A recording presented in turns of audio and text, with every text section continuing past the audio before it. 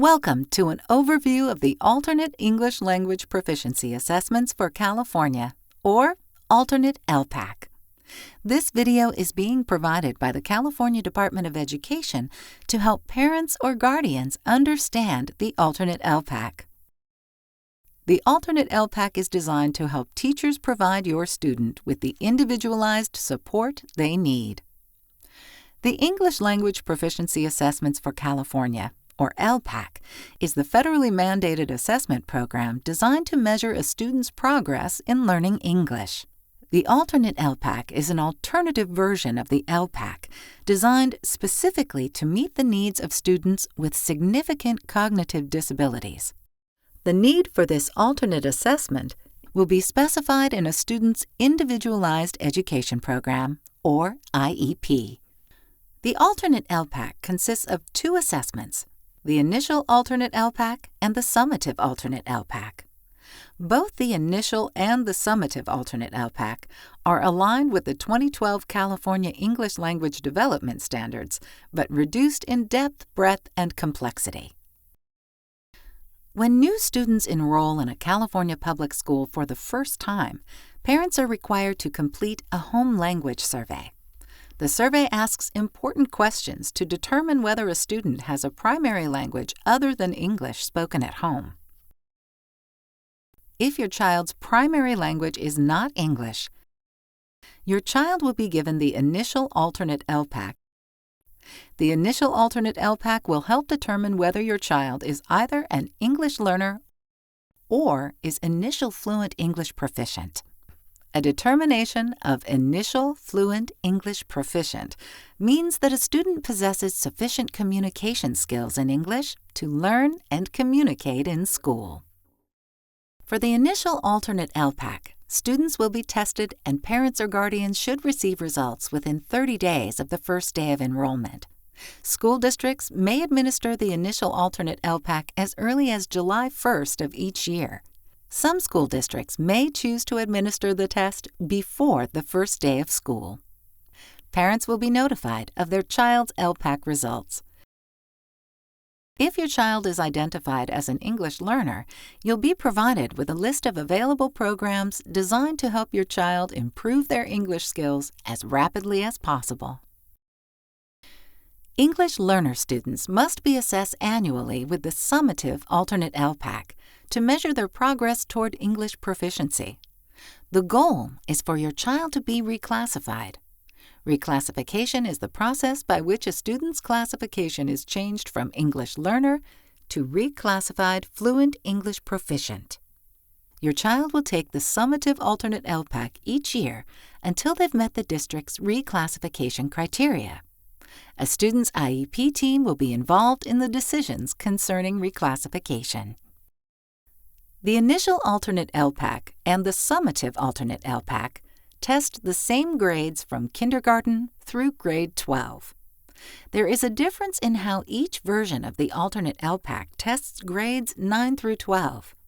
The Initial Alternate ELPAC has only one test for grades 9 through 12 because it is given to a student only one time.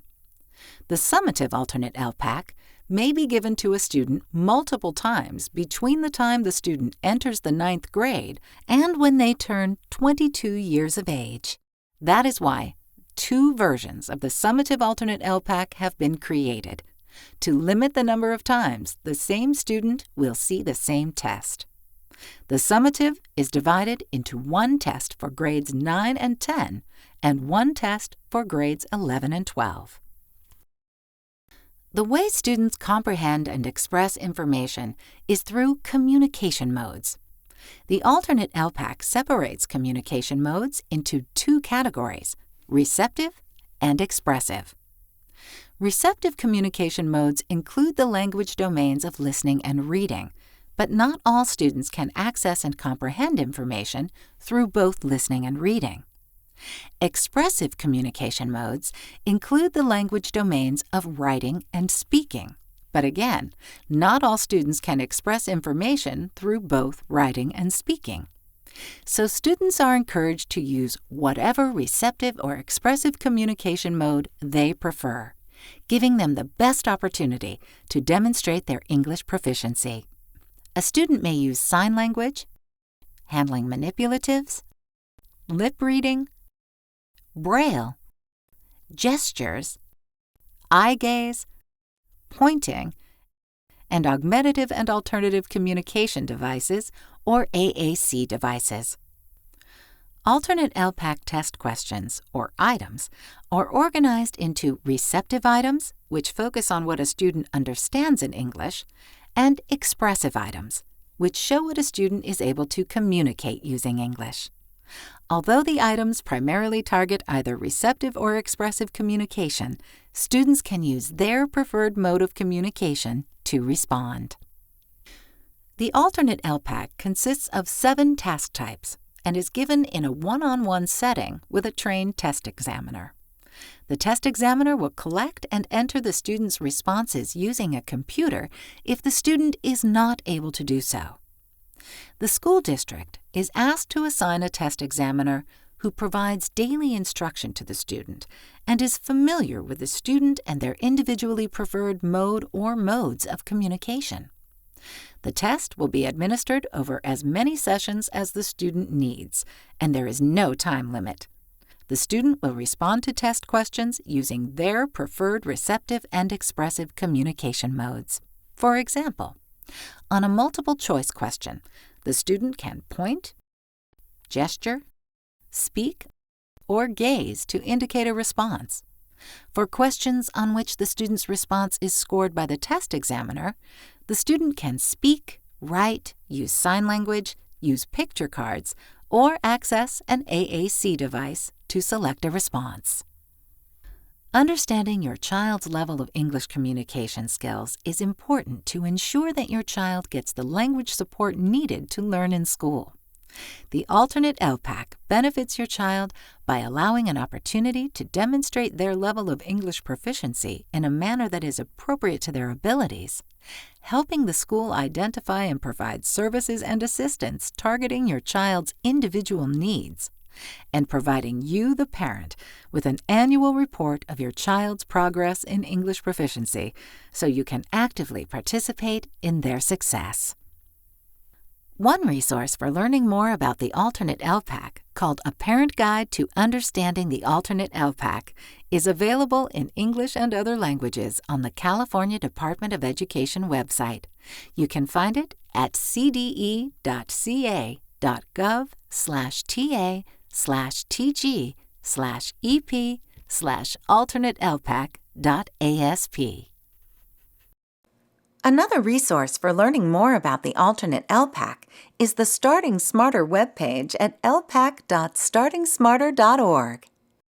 Alternate ELPAC content on this website will provide you with more information to help you understand your child's progress in learning English.